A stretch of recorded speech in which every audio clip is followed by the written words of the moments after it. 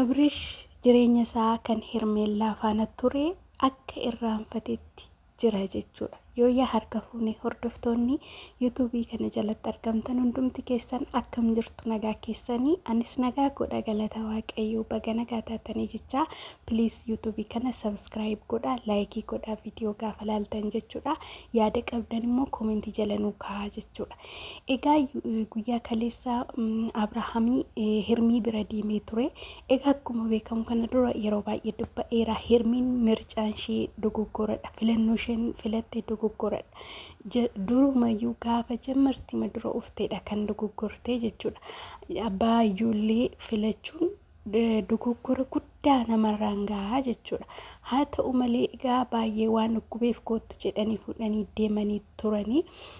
Akkuma argame viidiyoo sana keessatti Abrahaam isheedhaan jireenyi ani kana dura si faana dabarsee bakka yaallafee na'u jee bakka waan darbe'aa jee argitan miti.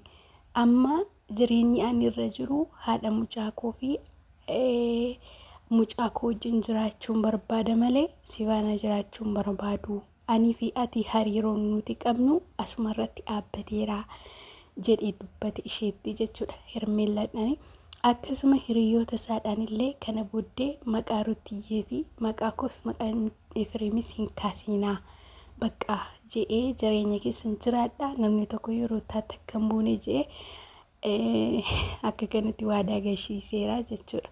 Dhugaa rabbii kana jireenya Hermii faana dabarsee akkamitti fudhatee jira yaallafee yoot ማለት ነው. Akka kana wanta darbe jechuudha. Wanta darbe wanta dursa wal faana turanii wanta wal dhiisan akka kanatti fudhatee jira jechuudha. Abrahaamii yeroo ammaatti jiraachuu kan inni barbaadu Rutiyyee faana'a. Bargit Rutaa faana jiraachuun isaa gaariidha jedhee yaada. Maaliif yoo jettanii mucaa qabdi waan ta'eef mucaan isheellee abbaa kan biraa biratti guddachuuf baay'ee ulfaata. Nama amanii mucaa kana guddisuu jiraate malee dhugaa rabbii kana baay'ee ulfaata abbaa halagaa jalatti guddachuun jechuudha.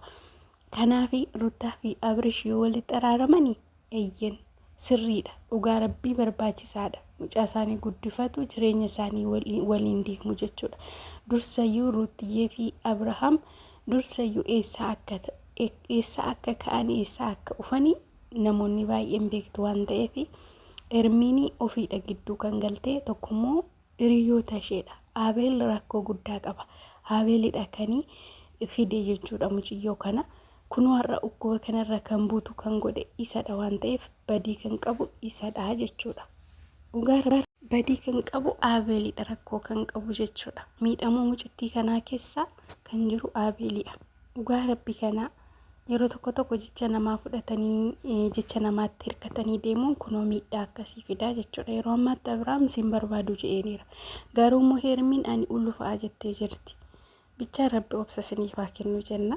Dhugaa rabbii kana like subscribe godhaa ishee.